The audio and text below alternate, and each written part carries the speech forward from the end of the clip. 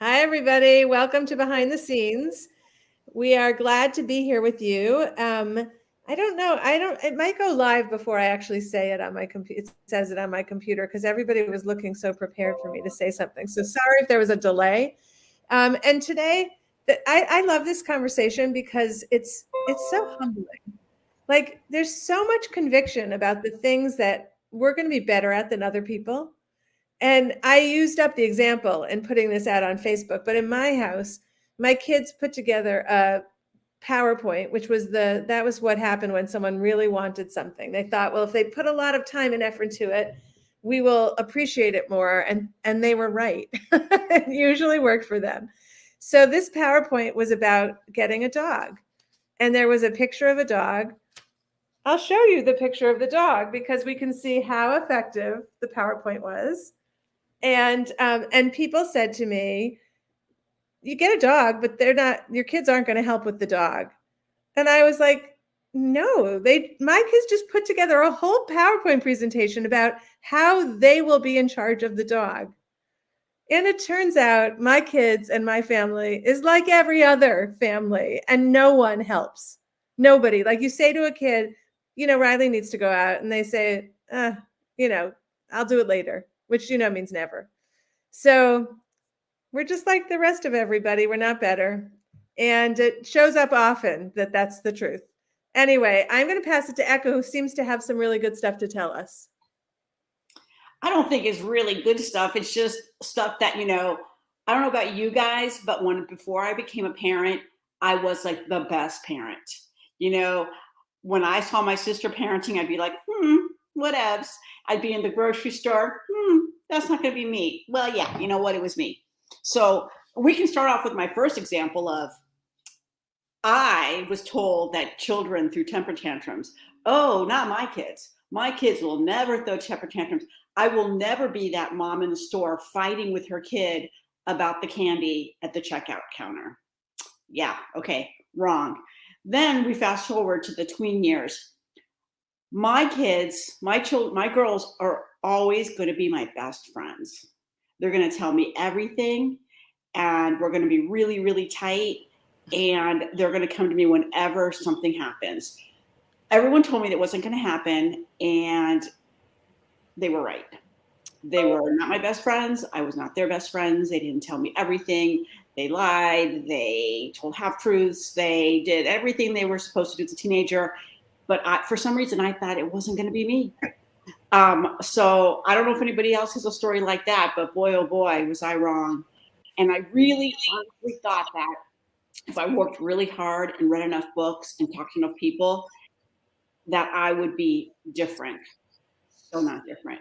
Yeah, So you know what? You know what the thing is, Echo? We're all feeling that way. We all felt that way. And life gets in the way of all those dreams. It just doesn't turn out the way we think before we have yeah, kids. I know. Hey, how about if I sent down to D? You got anything for us, D? Yes. And I knew you would come to me next. I had that feeling. So that's, we're vibing today, Eka. We're vibing. All right. So no one really told me what to expect, in terms of parenthood, but I had expectations for myself. And so, like you, Eka, I would be in the grocery store and see that toddler having a fit on the floor and thought, look at that horrible mother. And I passed so much judgment on mothers before I became a mother. And so one thing that I thought I would never, never, never, never, ever have would be a kid who talked back to me, because I'm going to parent like my parents parented me, and you would lose all of your pretty teeth if you dare talk back to your parent. Well, my 14-year-old, he thinks it's his right to let me know how he feels. He thinks it's his right to have privacy. Everything my 14-year-old thinks goes against the way I was raised and the way I thought I would parent. So there you have it. All right, I am going to pass it to Jen. Jen is smiling. Good morning, Dee. Your smile makes me smile because no matter what you're telling us, you always have a smile on your face, and I want to live that way. So yeah, I like you. I always, I thought things would go smoothly in multiple ways that they maybe did or didn't, but a couple of big ones. My kids were never going to have a smartphone in their bedroom. Ever. Dumb. Why would you do that? No. It's so easy. You just don't let them have it. Why? Okay. Yeah, I failed. I can't even explain it, but it just like at some point they wear you down and you get into that mindset. Okay, is this the big one or the small one that I'm going to fight today? Maybe there was a bigger battle I had to fight at that time and they wore me down. I use it for my alarm. I need it for my homework. I mean, whatever it was, we actually turned off our Wi-Fi once. Like we set our router to turn the Wi-Fi off at 11 p.m. thinking that would just nip it all in the bud. Oh no. Because then they're like, I'm still doing my homework at this hour. I need to have access to the internet for that. I'm doing a group project and everybody else on my group project has a smartphone and I need to be able to communicate with them. I mean, it went on and on and on. So yeah, we got played big time on that one. If you're able to hang in there with that one, you're a better parent than me. That was just one of them. I think the other one that comes to mind is I wasn't going to drive my kids everywhere. They have bikes. They have legs. We live in a walkable neighborhood. There's no reason they can't walk to their friend's house or whatever it is. No, it's icy out or it's a little dark. Maybe it's not safe. I mean, you get into that habit and then all of a sudden you are a 24/7 chauffeur service and they get irritated when you actually don't meet them at the exact point where they said they wanted to be picked up. But I was never going to be that parent. Okay, good luck to y'all. Mindy, over to you. Thank you, Jen. I think for me, the one thing that comes to mind for me is I was not going to yell. I was not going to be a yeller when I was going to be a parent. I have a social work background, so I knew what to do and what was behind behavior. I just thought, why? I will never yell. Well, why the heck I thought that? I mean, as the team here knows, I have many talents. Patience is not one of them. So why I ever thought that I would not yell at my kids is beyond me. But so that was that was a shocker to me. And then I think, as Eka said, and a lot of us have said, we kind of think we have this dream for our kids and we see how we're going to parent and we see how our kids are going to be in our dreams, in our visions. And it's usually not that way. And life hits you and circumstances hit you. And so I think I had a lot of surprises. I can't think of anything more specific than I would be patient and, not the perfect parent, but a pretty darn good one. And trust me. I mean, I can remember my middle son just finally hit me that they really learned teen years how to deal with me and my lack of patience and it drove me nuts even more. My middle kid would say, whenever I got angry or started raising my voice, yes, mom. Yep. Okay, mom. Yes, mom. Which, in other words, was, absolutely not, mom. No, but yep. Yes, mom. Okay, you're right, mom. You're right. And I was like, oh, and it just got me worse. So anyways, that's, I could go on and on clearly as I get angry and lose my patience here. But that was my main thing. I was not going to yell and I was going to know what my kids were doing and follow me for more great parenting advice.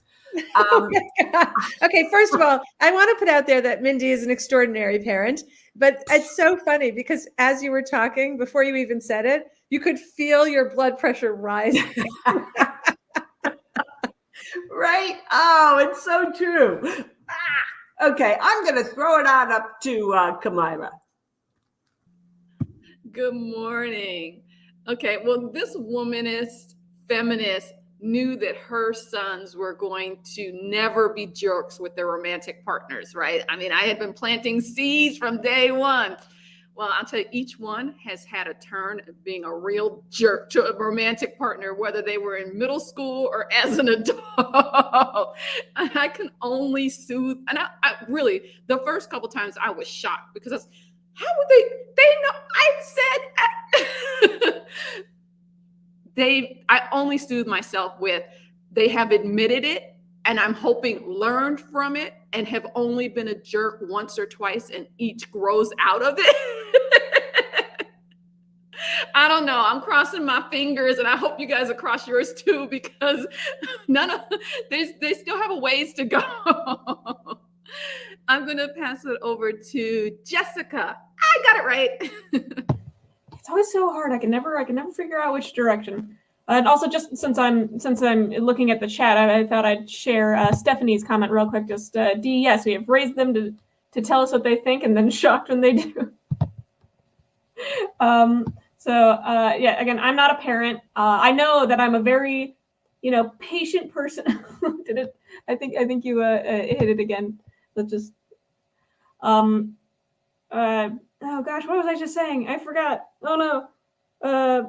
I don't know. I'm sure that I'm going to be far less patient when I have children, because I know that already I have a dog in this house that is the most annoying creature on the planet. And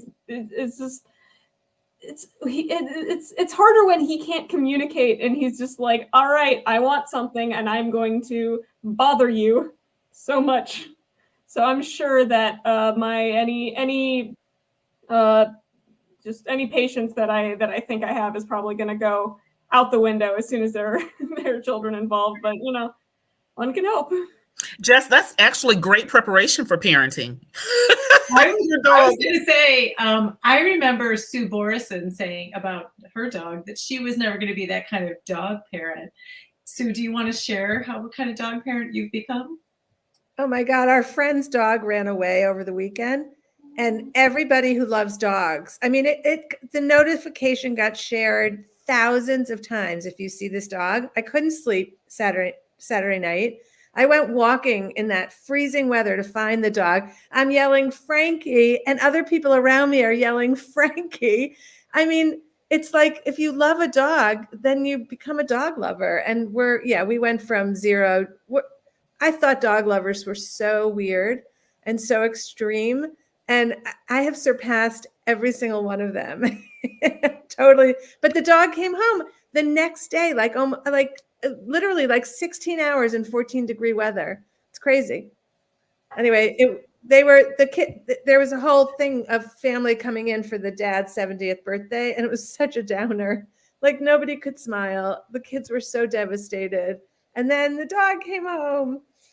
Okay, so I just want to say that my kids are grownish, and I have so much patience for other people's kids now when they're having a tantrum. I think they are cute.